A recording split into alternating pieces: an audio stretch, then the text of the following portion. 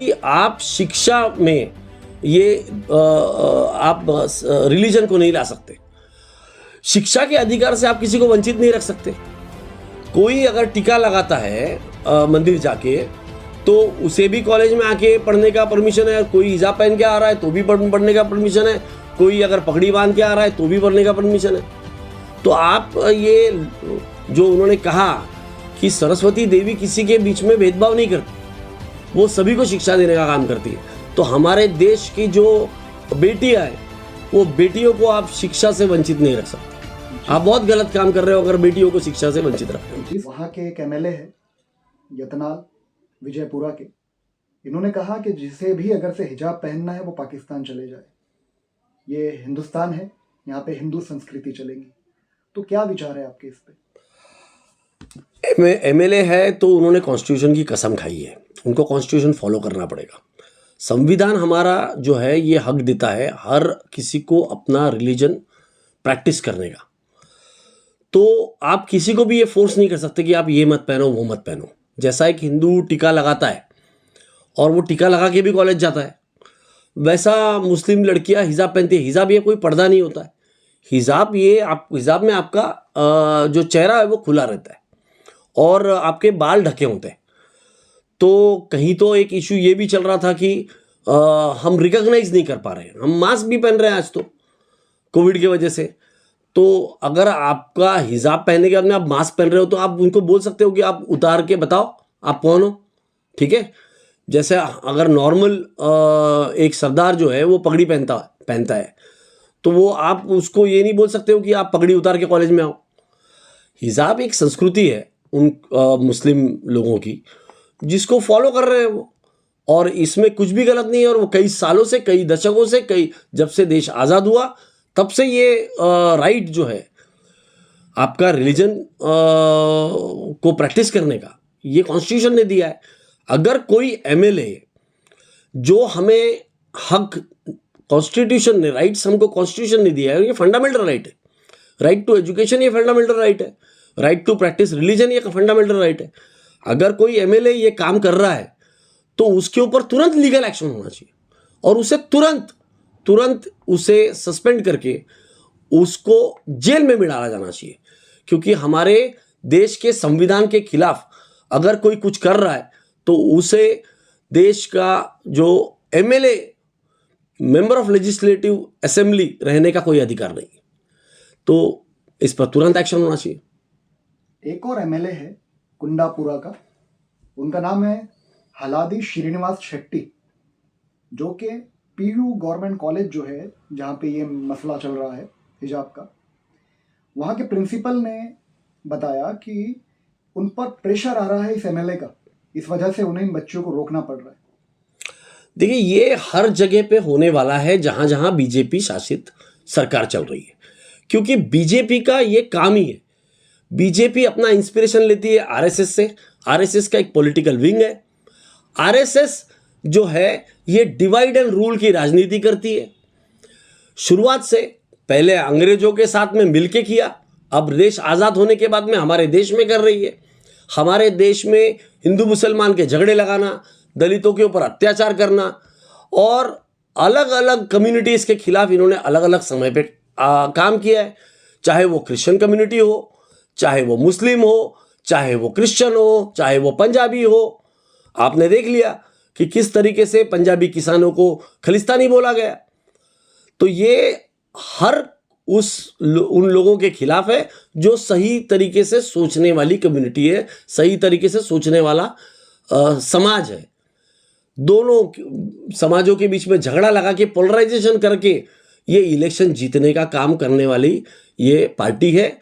एक तरीके से जहाँ जहाँ चुनाव आने वाले हैं वहाँ वहाँ धर्मों के बीच में झगड़े लगाना और पोलराइज करके हमारे वोट लेना, क्योंकि काम तो कुछ कर नहीं रहे। बेरोजगारी बढ़ते जा रही है, लोगों की महंगाई बढ़ते जा रही है, लोगों की आम आदमी की ज़िंदगी जीना बहुत दुभर हो गया है। तो काम नहीं करना और लोगों को झगड़े लगा के हिंदुत्व के नाम से उनको भड़काना, आम आदमी को, जो आम हमारा युवा है उसको गलत दिशा दे के देश को पीछे लेके देश को तोड़ने का काम ये कर रहे हैं। आज गुलबर्गा शरीफ में कांग्रेस पार्टी ने बहुत बड़े लेवल पे एक आंदोलन किया उन बच्चियों के समर्थन में, और राहुल गांधी जी का भी ट्विटर पे एक ट्वीट आया जो बच्चियों के समर्थन में था। तो महाराष्ट्र कांग्रेस पार्टी का क्या विचार है इस पे?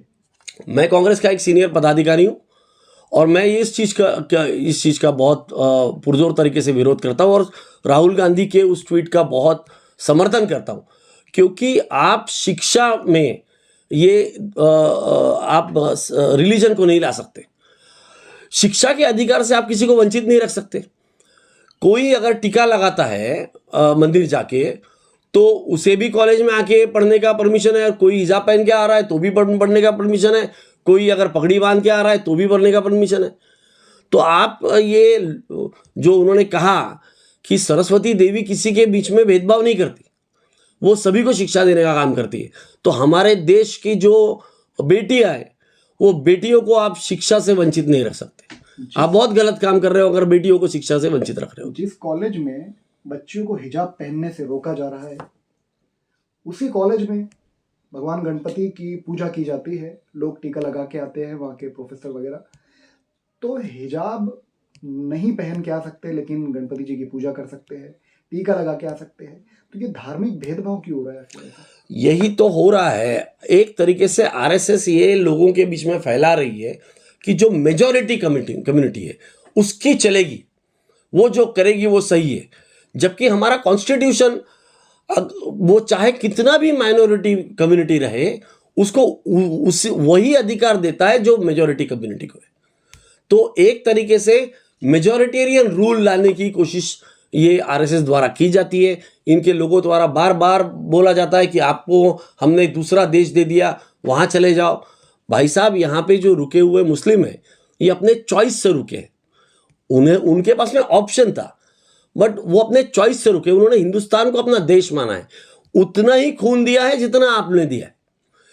आप जो जिस संस्था से अपना पूरा जो आइडियोलॉजी लाते हो उसने इस देश के लिए कुछ नहीं किया। आरएसएस ने इस देश के लिए कुछ नहीं किया। आंदोलन जो देश का चलाया आजादी का, ये औरों ने चलाया। आरएसएस तो अंग्रेजों का साथ था, अंग्रेजों के साथ था, अंग्रेजों की मुखबिरी कर रहा था।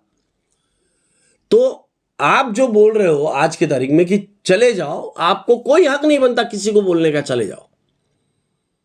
विजयपुरा के जो एमएलए है, बीजेपी के एमएलए, इन्होंने एक बयान दिया जिसमें कहा कि स्कार्फ पहनना ये तालिबानीकरण है, मतलब ये तालिबान का काम है, जिन्हें भी पहनना है वो पाकिस्तान चले जाए।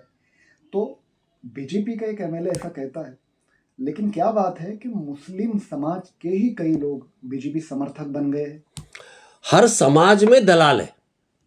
ये कुछ जो लोग होते हैं ना, ये कुछ लोग पैसे के लिए अपने धर्म को भी बेच देंगे और अपने समाज को के बारे में नहीं सोचेंगे। वो खुद के स्वार्थ के लिए सब कुछ कर सकते हैं। और ये सिर्फ मुस्लिम लोगों में नहीं है, हर चीज में है। तो ये जो लोग हैं ये अपने निजी फायदे के लिए कुछ भी कर सकते हैं। तो यही लोग आज बीजेपी में शामिल है, जो लोगों को बाकी कुछ नहीं, अपना खुद का स्वार्थ देखना है क्या। तो ये जो बीजेपी का एमएलए अगर ये कर रहा है, बीजेपी का एमएलए अगर ये कर रहा है, तो उसका जो एक्ट है, वो जो काम कर रहा है, वो संविधान के खिलाफ कर रहा है, क्योंकि संविधान में इसके विपरीत बोला गया है।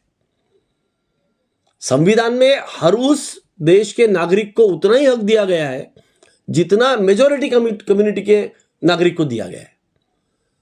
हर धर्म को समान अधिकार दिया गया है। तो आप उसको उसमें डिफरेंशिएट नहीं कर सकते। आप एंटी कॉन्स्टिट्यूशन बात कर रहे हो, ये आप नहीं कर सकते।